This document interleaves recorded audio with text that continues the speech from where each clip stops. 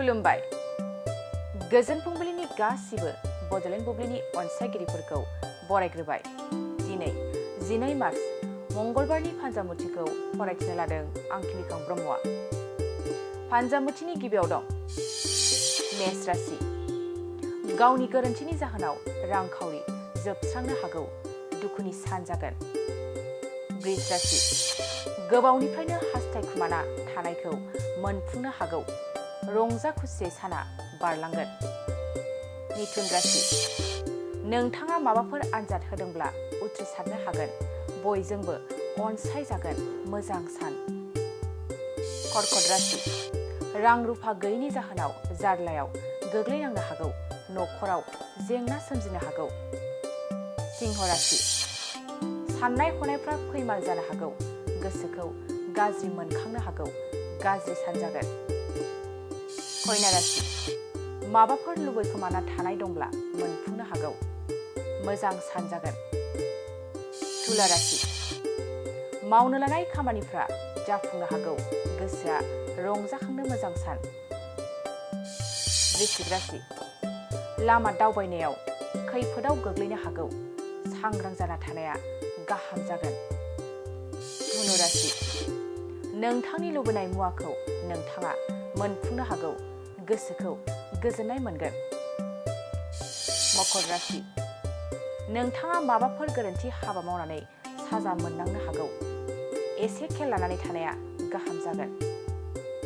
कुम्भ राशि।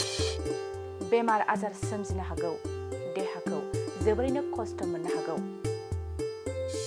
मीन राशि। नोंथांनि लोगोथिनि गेजेराव अनलायनाया गोरा जागोन, सुखु गोजोनै थानो हागोन।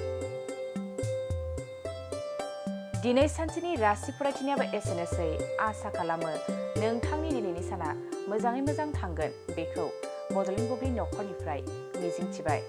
दानिया फैदो नोंथांनि फान्जामुथिखौ बड'लेण्ड बुब्लिनि हेफाजाबजों मिथिना लानि। गोजोन्थों। साख्रि नागिरग्रा सुबुंफोरनि थाखाय गोजोनथाव खौरां। गिबि खेबनि थाखाय आरबि मेथामेटिक्स सेन्टारा बाक्सानि सदर मसलपुराव गासै कम्पिटिटिभ एग्जामनि थाखाय गोदानै कचिं सेन्टार बेखेवनो थांगासिनो दं। जायफोर सुबुंफ्रा गोजान जायगायाव थांनानै कम्पिटिटिभ एग्जामनि थाखाय कचिं लानो हायाखैमोन, बिथांमोना बे बारनिफ्राय बे कचिंनि खाबुखौ आरबि मेथामेटिक्स सेन्टारनि जोहै मसलपुराव मोननो हासिगोन। बे कचिं सेन्टाराव बिथांमोना direct recruitment, 3rd and 4th grade, railway, SSC, army GD, Agniveer, bank, police आरो टेट आनजादफोराव जिरायनो हानाय बायदि रोंगौथि गोनां फोरोंगिरिजों फोरोंथाय होनाय जागोन।